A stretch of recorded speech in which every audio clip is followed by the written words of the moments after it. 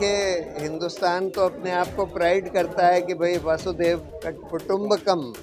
हम यहाँ पर सब लोगों को, पूरे विश्व को अपना अपना ये हिंदुस्तान सबका घर है। दूसरी बात, हिंदुस्तान दुनिया की सबसे बड़ी डेमोक्रेसी है। अब अगर, और हमारा कॉन्स्टिट्यूशन आर्टिकल 21 में राइट टू लाइफ और लिबर्टी सबको देता है, और फिर भी अगर हम इस अमानवीय तरीके से बिहेव करेंगे, तब तो फिर हम सब सारे प्रिंसिपल्स की धज्जियां उड़ा रहे हैं। इतने सारे भाजपा के लोग हैं जो गालियां दे रहे थे ये जो आर्मी ऑफिसर है सोफिया कुरैशी को, और ऐसी ऐसी भद्दी भद्दी बातें कह रहे थे, और बस जंग ही चाहते थे।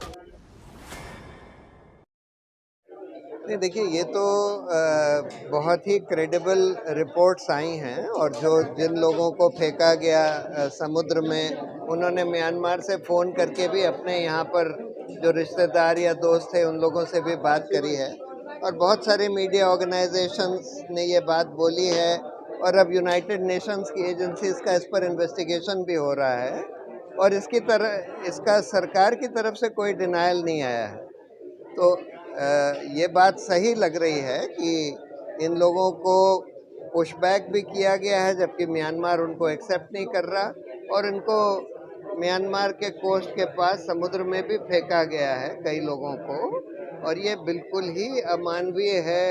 राइट टू लाइफ, जो कि हर एक सिटीजन या नॉन सिटीजन सबके लिए अवेलेबल है हमारे कॉन्स्टिट्यूशन में, उसके खिलाफ है। जो हमारा कन्वेंशन अगेंस्ट जेनोसाइड है उसके खिलाफ है, कि आप कोई भी किसी को भी ऐसी जगह नहीं भेज सकते जहां उसका जेनोसाइड हो रहा है। और म्यांमार में तो रोहिंग्याओं का जेनोसाइड हो रहा है, तो इंटरनेशनल कोर्ट ऑफ जस्टिस भी कह चुका है। तो हर तरह से ये हमारे संविधान के खिलाफ है, इंटरनेशनल लॉ के खिलाफ है, बिल्कुल अमानवीय है। लेकिन दुर्भाग्य की बात है कि हमारी सरकार ये सब कर रही है। तो भारत सरकार घुसपैठ पकड़ का नारा देती है, पूरा मामला है एक मनगढ़ंत तरीके से कहानी गढ़ी गई है। देखिए, ये कहना बिल्कुल गलत है हमारी राय में, जबकि इतना सारा एविडेंस अवेलेबल है, इतने सारे लोगों ने, यहाँ के लोगों ने उन लोगों से बात करी है, इंटरनेशनल मीडिया ने बात करी है, यूनाइटेड नेशंस ने उसका संज्ञान लिया है। फिर भी अगर कोई कह रहा है कि मनगढ़ंत है, तो ये बिल्कुल गलत है। ये भी कहा सर, भारत कोई धर्मशाला नहीं है। देखिए, हिंदुस्तान तो अपने आप को प्राइड करता है कि भाई वसुधैव कुटुंबकम। हम यहाँ पर सब लोगों को, पूरे विश्व को अपना अपना ये हिंदुस्तान सबका घर है। दूसरी बात, हिंदुस्तान दुनिया की सबसे बड़ी डेमोक्रेसी है। अब अगर, और हमारा कॉन्स्टिट्यूशन आर्टिकल 21 में राइट टू लाइफ और लिबर्टी सबको देता है, और फिर भी अगर हम इस अमानवीय तरीके से बिहेव करेंगे, तब तो फिर हम सब सारे प्रिंसिपल्स की धज्जियां उड़ा रहे सर, हैं, प्रोफेसर मखौल अली बना खान रहे हैं। अरेस्ट हो गए हैं, लेकिन विजय शाह जो मंत्री बीजेपी के वो नहीं हुए, क्या राय है? देखिए, उन्होंने तो, प्रोफेसर महमूदाबाद ने तो कुछ भी गलत नहीं बोला। जो हमने उनका पूरा पोस्ट पढ़ा है, जी। एक एक शब्द से मैं सहमत हूँ। कुछ भी ऐसा नहीं बोला जिसको किसी भी तरह से कोई ऑफेंस कहा जा सकता है। फिर भी उनको अरेस्ट कर लिया गया। मतलब ये तो हमको समझ में नहीं आ रहा कि ये सरकार और इनकी पुलिस एजेंसियां चाहती क्या हैं।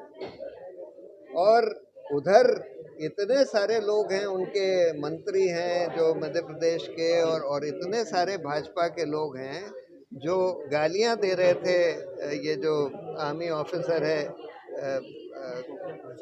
सोफिया कुरैशी को, और ऐसी ऐसी भद्दी भद्दी बातें कह रहे थे, और बस जंग ही चाहते थे।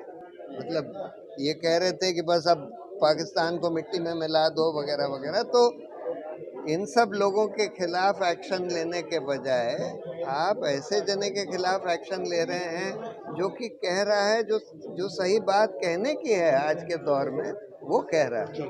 Today we meet in a situation where we have to ask this question whether India, which proclaims Vasudhaiva Kutumbakam, that it's the home of everybody, and claims to be the world's largest democracy has any humanity left? Our government, does it have any humanity left? Do we follow any norm of international law? Do we even follow our constitution or any rule of law in this country? As you have been told, Rohingyas are the most persecuted ethnic community in the world. The ICJ, International Court of Justice, so many United Nations agencies have said that they are facing genocide in Myanmar. Tens of thousands of them have been killed in Myanmar in this ethnic cleansing that has been happening there, and therefore they have been forced to flee. The 22,000 or 23,000 odd Rohingyas who are in India have all been given, almost all been given refugee cards by the United Nations High Commissioner for Refugees. And the Indian government says that we have not signed the Refugee Convention. Okay, you may not have signed the Refugee Convention, though India keeps saying at various UN meetings, including, as you were told, India sits on the Executive Committee of the United Nations High Commissioner for Refugees. Everywhere they say that our standard operating procedure is to follow the Refugee Convention. But okay, suppose you don't follow the Refugee Convention. Does it mean that you can treat these Rohingya refugees by just blindfolding them, torturing them, taking them in a naval ship and dropping them in the ocean on the border of Myanmar and asking them to swim across?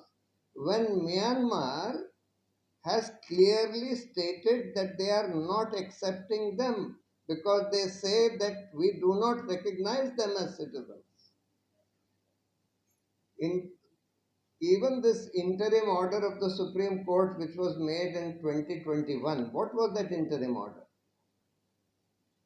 In that pending case regarding the living conditions and against deportation of these Rohingya refugees, we filed an interim application regarding illegal detention of about 150 Rohingyas in Jammu, in the Jammu detention center. Now, the Supreme Court, this was during COVID when hearings were being held virtually, and the Supreme Court passed an interim order saying that, look, we don't care what is happening in any other country, etc., and therefore we refuse to give you any interim order. We even refuse to stop their deportation. Though basically the issue was detention. Now when these people, or on their behalf, some people went to the court, and Colin was there, I was also there, and when we said that, look, they are now being not just detained, they are being deported in this illegal manner. They are being dropped into the sea, they are just being pushed back without any, because even that last interim order of the Supreme Court of 2021 said that we are not stopping their deportation, but their deportation has to happen in accordance with law. Now the law and the standard operating procedure requires that if you want to deport them, you have to have that other country accept them. Manipur, the state of Manipur filed an affidavit in the High Court there saying that we cannot deport this one particular Rohingya refugee in the jail because Myanmar is refusing to accept him. And yet, despite Myanmar refusing to accept them, we are just telling them either to just run across the border or dropping them in the sea that you swim across. Now, this is totally inhuman, not only inhuman, it is a clear violation of every norm of international law and our constitution.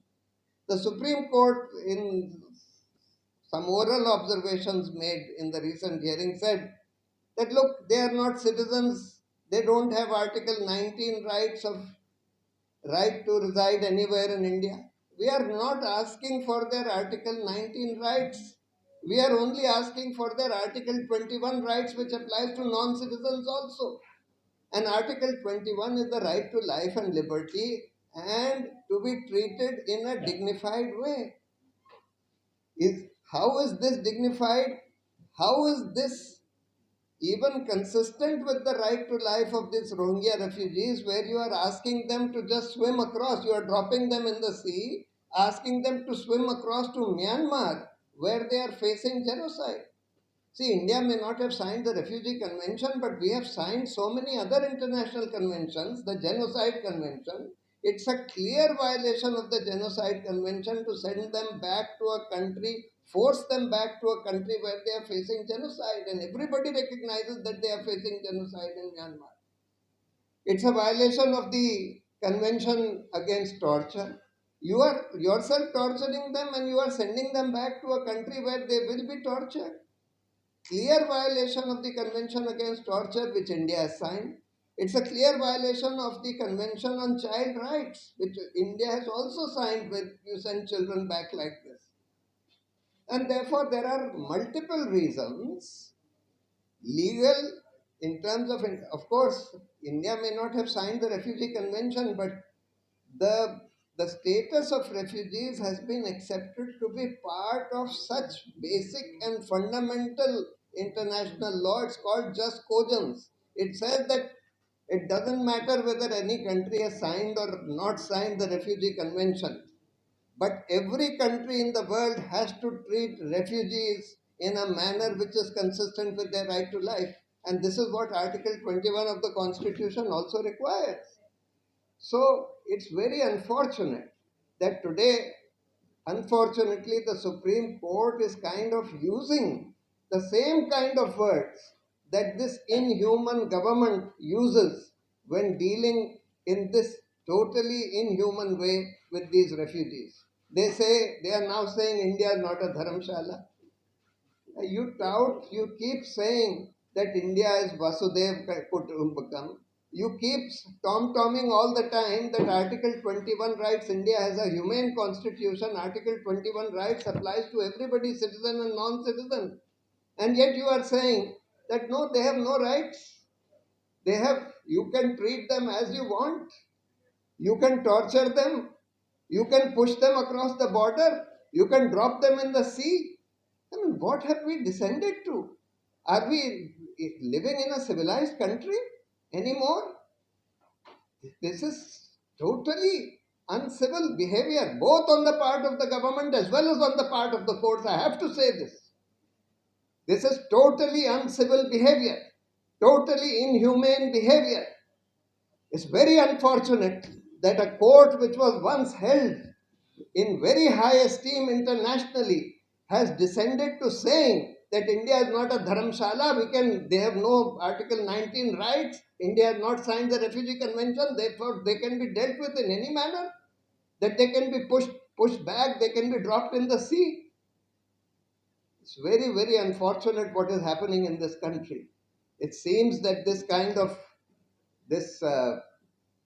the mentality which has been spawned by this right wing in this country who indulge in mob lynching, etc., that this mentality and this psychology has seeped through into sections of civil society, and that's why into sections of even the judiciary, and that's why civil society, it's the responsibility of civil society in this country to ensure that this country behaves in a humane manner, that we treat these people, the worst, the worst sufferers in the world, in a humane manner.